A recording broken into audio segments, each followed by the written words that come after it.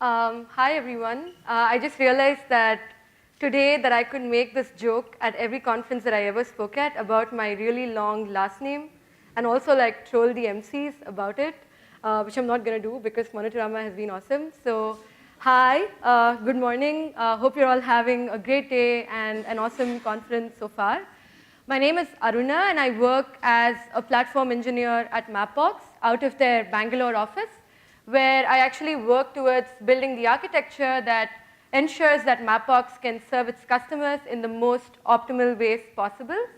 Obviously, a part of my job involves monitoring systems and on-call and incident response. And today I'm going to be talking about how Slack is actually a pretty significant tool in the whole monitoring pipeline at Mapbox and how in its very small way, it actually makes incident response super fun and accessible to everyone. So let's get started. In order to talk to you about how we monitor at Mapbox, I think I need to tell you a little bit about what we monitor and why. So if you attended Franca's talk yesterday about games for incident response, you'd have heard a little bit about Mapbox. So Mapbox is a company that builds tools for anybody to be able to work with maps. So we actually have APIs, libraries, toolkits that allow developers to do everything from integrating search and navigation with their apps to doing client-side map design and data visualization. So in effect, we are a platform as a service company. And behind all these many visible services run silently all our servers on AWS. And this is where like monitoring comes into the picture. Moving on, a little bit of not so distant history.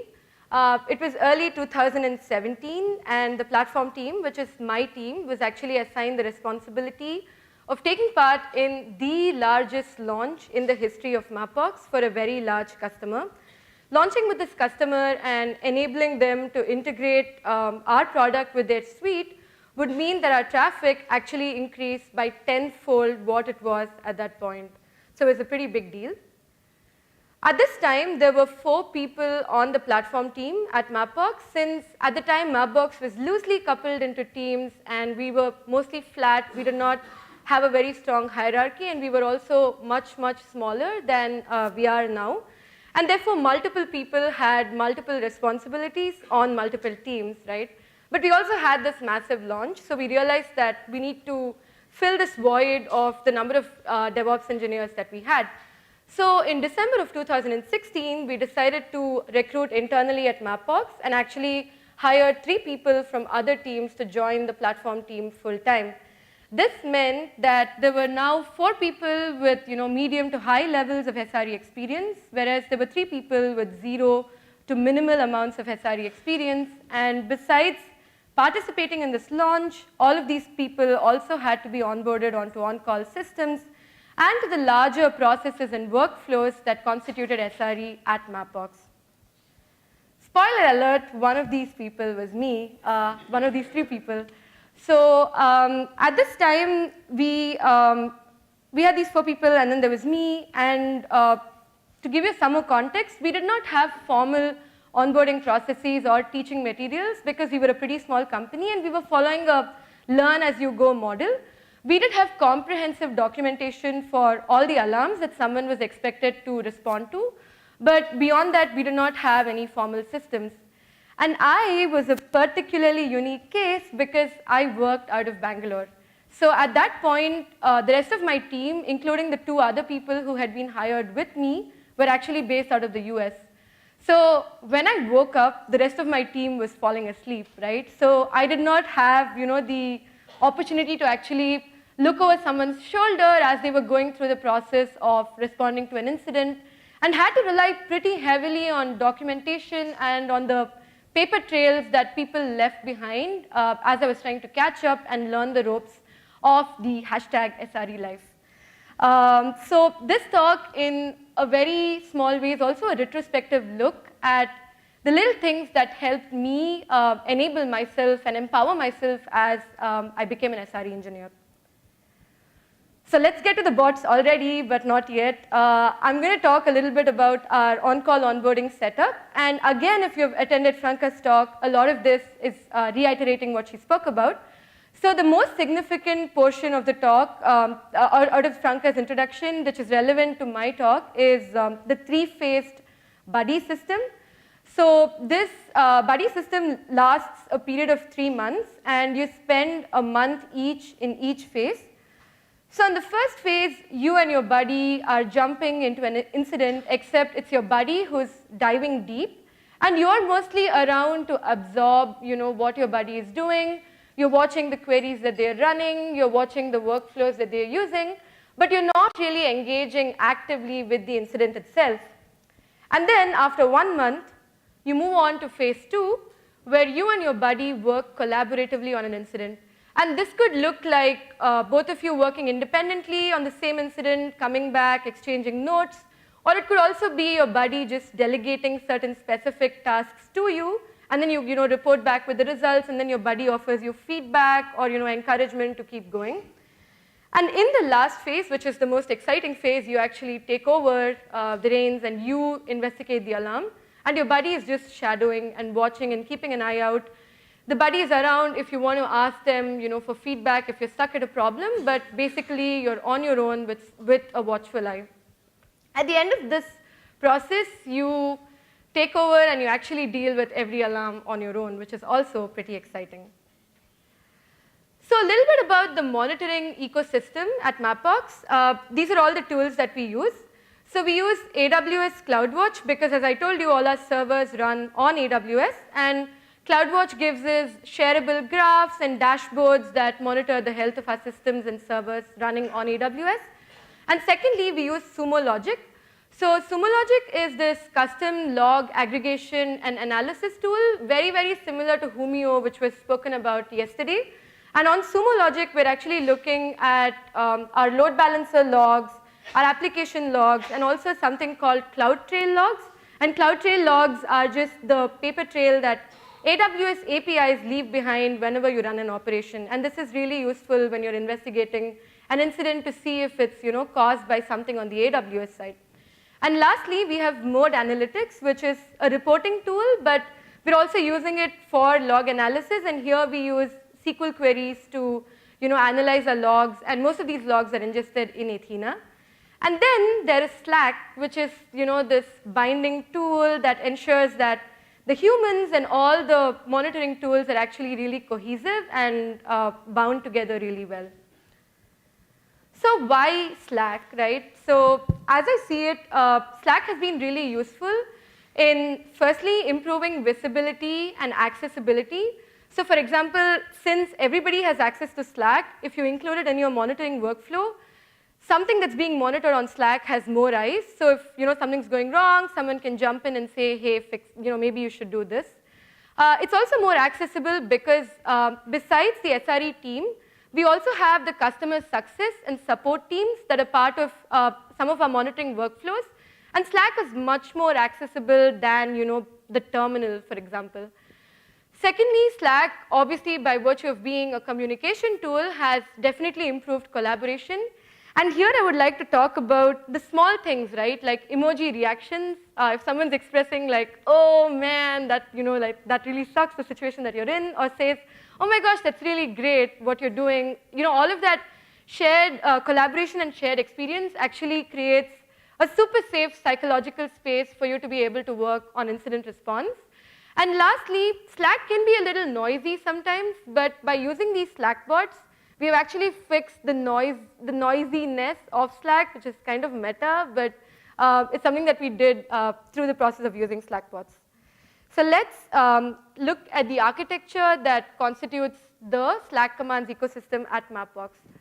So every Slack command is an independent Lambda function, which is running on AWS Lambda basically. So it's serverless, it's very, very cheap.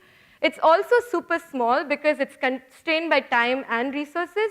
So every command actually finishes processing in under 5 minutes, or triggers a larger architecture to take over. And the commands itself are triggered on Slack. So someone will say @mapbox, the name of the command, and pass in any additional arguments that they want to send. And this then sends an API call to a place where a server, an Express server is listening. And this server parses the contents of the message coming in. And it identifies just the command that's being invoked. And the Lambda function itself is just called Slack-command hyphen the name of the bot. So it's very easy for the router to invoke the right command based on the string it's parsing. And it also parses all these additional options that are being sent. And as you can see, every Slack command is independent. So it has its own repository and its own stack.